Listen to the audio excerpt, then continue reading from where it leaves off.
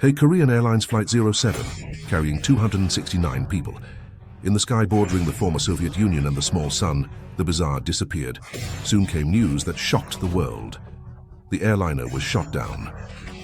This almost triggered World War III.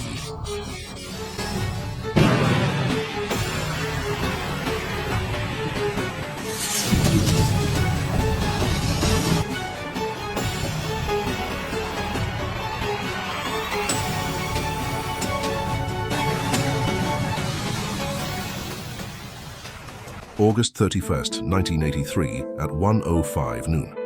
A Flight 007 belonging to Korean Airlines from JFK International Airport in New York, USA. The departure destination is Seoul, the capital of South Korea, later renamed Seoul, 8:30 p.m. Flight 007 landed at Alaska Airport and refuel. The direct flight is a Boeing 747-230OB, airframe registration number HL7442. A total of 269 people were carried. The crew consisted of 23 people, 246 passengers. There are 3 people in the cockpit, the captain, co-pilot and flight engineer around 9:50 p.m. The plane departed from the Alaska airport sailing towards Seoul. Shortly after takeoff, flights will turn southwest and passes through a signal point called Bethel. And then the flight will follow a road called Romeo 20. Fixed route airspace controlled by the United States and Japan. After crossing the Bering Sea and the North Pacific, it is expected to be around 3 a.m. the next day. Reach the destination.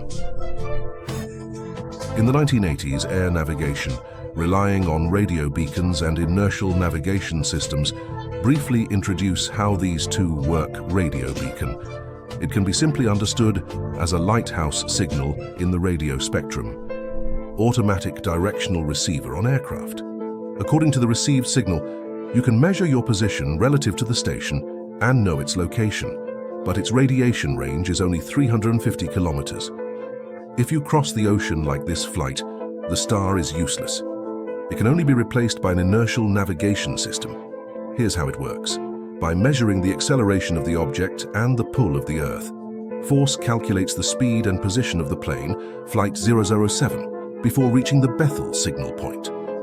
The crew will open the plane's VOR system. This is the pattern of the automatic tracking beacon. While sailing towards the sea, the crew will adjust it to INS mode. That's short for Inertial Navigation System.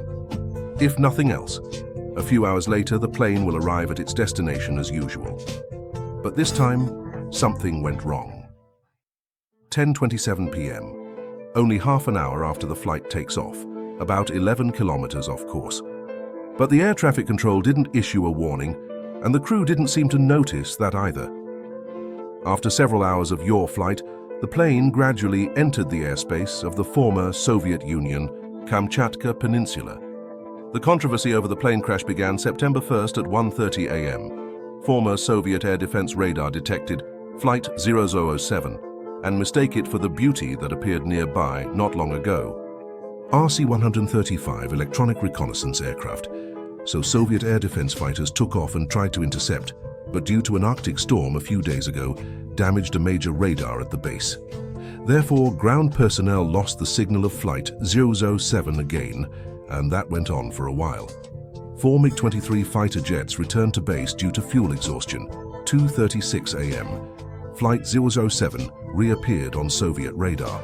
By this time, the plane was approaching Sakhalin, also known as Sakhalin Island.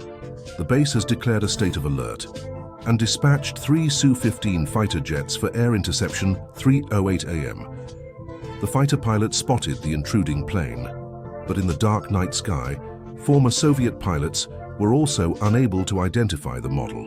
3:21 a.m.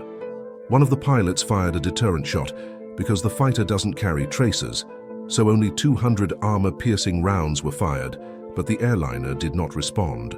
Fighter pilots recall years later. In the dark night sky, no one can see the warhead, but the muzzle fire was still very visible. At 3:23 a.m., Flight 007 pulled up to 10,000 meters. The fighter was also forced to change altitude to avoid collision between the two planes, but changing altitude in the eyes of the fighter pilot. It's an act of war and plan to escape. At this point, Flight 007 is about to leave the Soviet Union and is empty. The ground commander gave the order to attack 3:25 a.m. One of the Su-15 fighter jets fired 2 missiles at 3:26 a.m. The plane last spoke to the ground.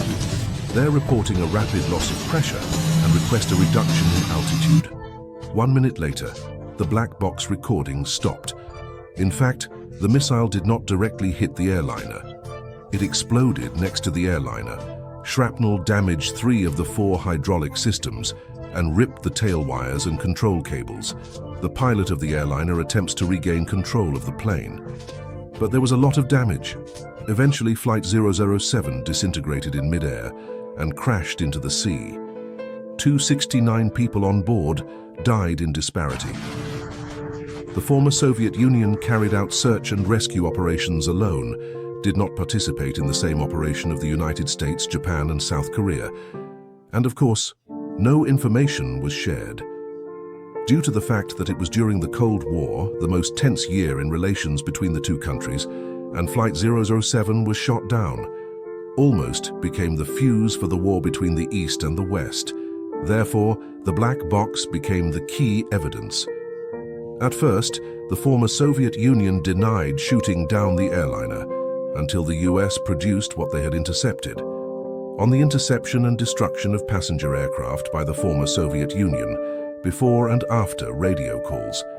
What puzzles people is, since the US and Japan can intercept real-time conversations, then why not in time?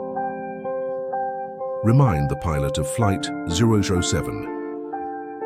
After the plane crash, ICAO attempts to rebuild the order of the world, but found the task difficult because a lot of wreckage is missing, although there are few clues. However, the investigation team still believes that the pilot of Flight 007 made a fatal mistake.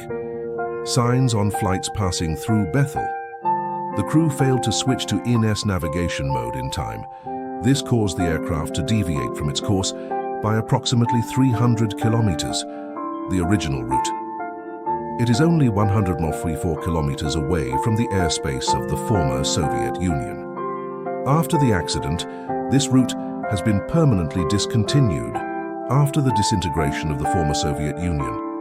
In 1992, the then Russian president admitted that, in fact, within 2 months of the accident, they found the black box, and on November 19th of that year, hand back the black box of Flight 007 to the South Korean side. The US announced 2 weeks after the accident, some global positioning system functions will be opened for civilian use. This is what we call a GPS. But to this day, there are still many mysteries to be solved. For example, the pilot of a flight. Why turn a blind eye to such outrageous yaw fighter pilots never noticed? Was Flight 007 a regular airliner? Why was no more wreckage ever found, and the remains of the passengers?